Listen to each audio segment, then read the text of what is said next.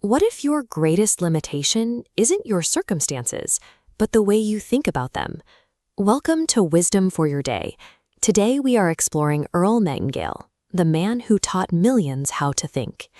It is easy to look at a highly influential figure in personal development and assume they started with wealth, connections, or an elite education. Nightingale started with absolutely zero. Before he could master the mechanics of success, he first had to survive an incredible gauntlet of internal and external adversity. He was born into severe poverty during the Great Depression. Growing up in this environment taught him an early lesson in emotional intelligence. The circumstances you are born into influence you, but you decide if they define you. When he was a boy, his father abandoned the family. He could have easily harbored deep resentment or crippling insecurity. Instead, he chose curiosity, beginning a lifelong search for answers about human potential. He learned firsthand that emotional strength is not the absence of pain, it is the ability to keep moving forward despite it. During World War II, Nightingale served aboard the USS Arizona and survived the attack on Pearl Harbor, carrying the heavy emotional toll of war for the rest of his life. Returning home, he faced massive uncertainty about his future. He navigated through military service, radio broadcasting, and business, systematically testing his abilities to discover where he could make the greatest contribution.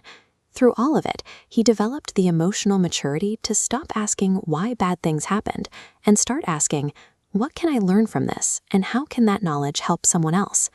Poverty, abandonment, physical trauma, and career uncertainty are struggles that routinely crush people. Nightingale used them as the exact psychological fuel he needed to rebuild his path from a survivor to a global voice of influence. He entered a new phase driven by that relentless curiosity. He realized his physical circumstances were largely out of his hands, but his own mind was the single thing he had absolute control over. He relentlessly studied human behavior.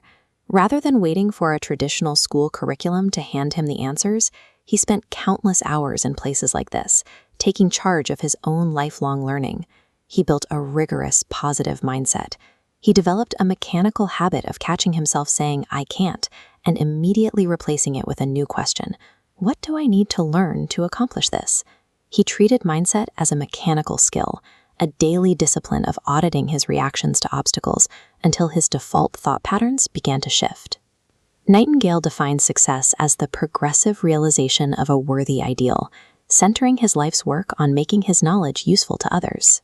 His defining breakthrough was a continuous loop.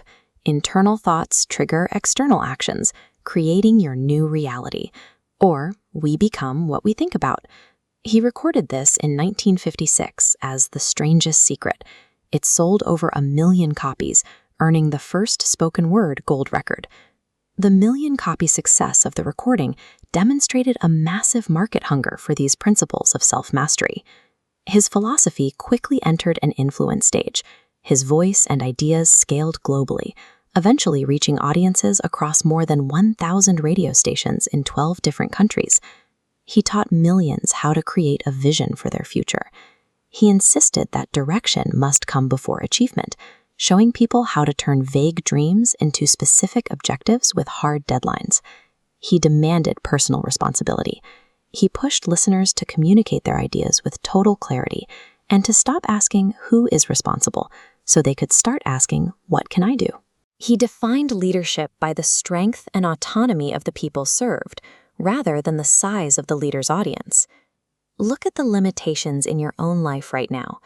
Are you truly trapped by your physical circumstances, or are you trapped by your mindset?